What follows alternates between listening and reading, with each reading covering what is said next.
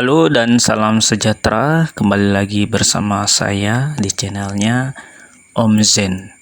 Di kali ini saya akan menjelaskan berkaitan dengan simpulan isi teks prosedur. Silakan simak video ini sampai selesai. Jangan lupa like, komen, dan subscribe-nya untuk mendukung video ini.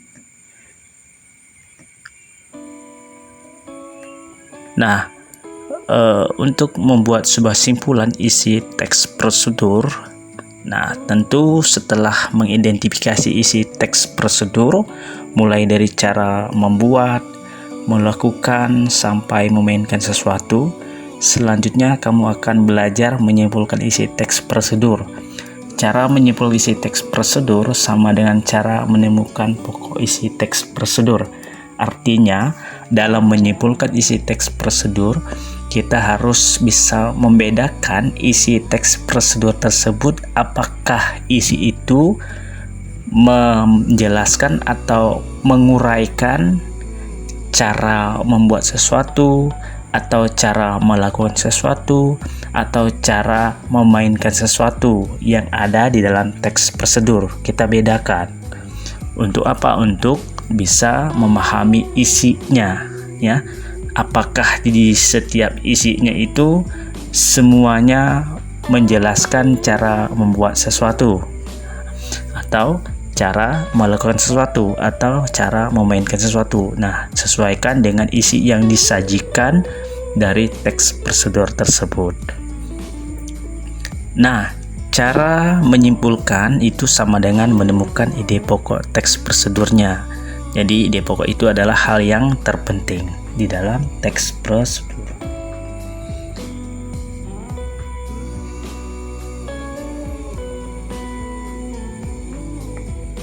Nah, simpulan itu dapat didefinisikan sebagai pendapat atau gagasan akhir dari suatu teks uraian, bacaan, dan sebagainya. Artinya, simpulan itu dibuat berdasarkan teks yang kita baca atau uraian yang kita baca. Jadi, berdasarkan hal yang kita baca, maka kita akan menyimpulkannya menggunakan bahasa sendiri atau mengambil kata kunci yang ada di dalam teks yang kita baca.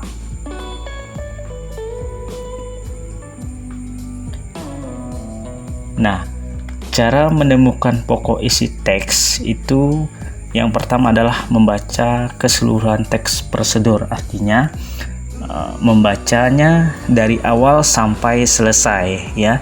Jadi bacalah teks tersebut, jangan setengah-setengah, tapi berdasarkan bacanya sampai selesai. Untuk apa? Untuk memahami isi teks prosedur. Jadi sudah memahami, ya, maka harus bisa menemukan ide pokok setiap paragraf dalam teks prosedur.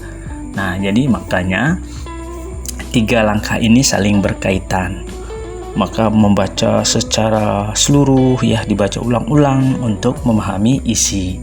Kemudian sesudah memahami isi, maka menemukan ide pokok atau gagasan pokok atau gagasan utama atau hal yang terpenting di dalam teks prosedur.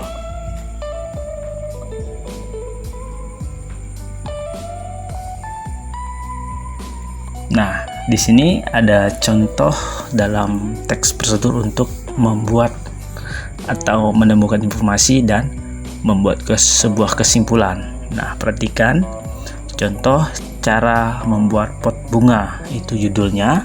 Kemudian bolam bekas dan hobi baru menanam. Kedua hal tersebut dapat kita jadikan satu dengan membuat pot bunga air mata. Banyak bolam yang sudah tidak terpakai dibuang begitu saja. Padahal bolam bekas dapat dikreasikan dan digunakan kembali. Salah satunya dengan membuat pot bunga.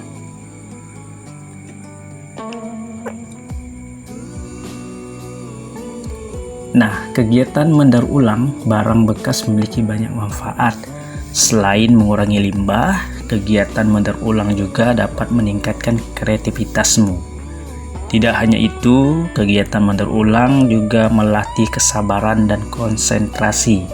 Berikut cara membuat pot bunga air mata.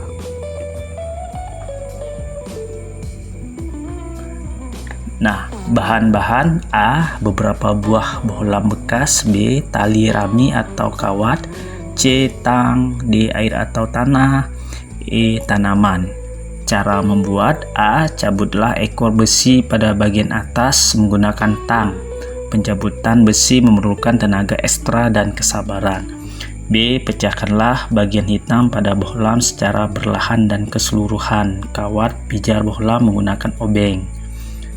C. Setelah itu bersihkan bohlam menggunakan air. D. Masukkanlah media tanam seperti air atau tanah ke dalam bohlam. E.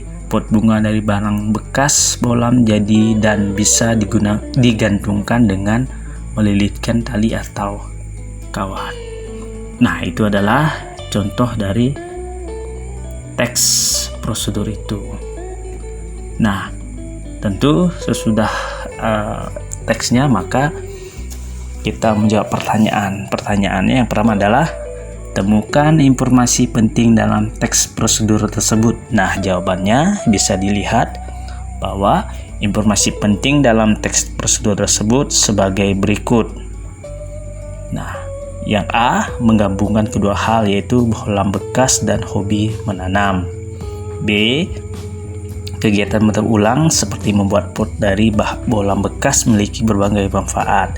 C, teks prosedur berisi bahan-bahan dan cara membuat pot bunga. Nah, jadi itu adalah informasi yang penting di dalam teks prosedur.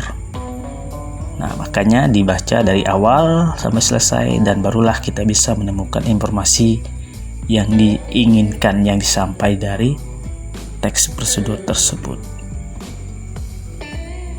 Dan pertanyaan yang ketiga adalah kita diminta untuk buatlah simpulan berdasarkan isi teks prosedur tersebut, berdasarkan isi teks yang kita baca tadi. Jawabannya, teks berjudul cara membuat pot bunga air mata termasuk teks prosedur membuat sesuatu. Nah, teks prosedur tersebut bertujuan memandu seseorang dalam membuat pot secara urut dan sesuai dengan langkah-langkah yang dijelaskan. Nah, itulah jawaban pertanyaan untuk membuat simpulan berdasarkan uraian yang dibaca tadi. Nah, demikian penjelasan kali ini ya. Terima kasih sudah menonton dan menyimak video ini. Silakan nantikan di video-video selanjutnya.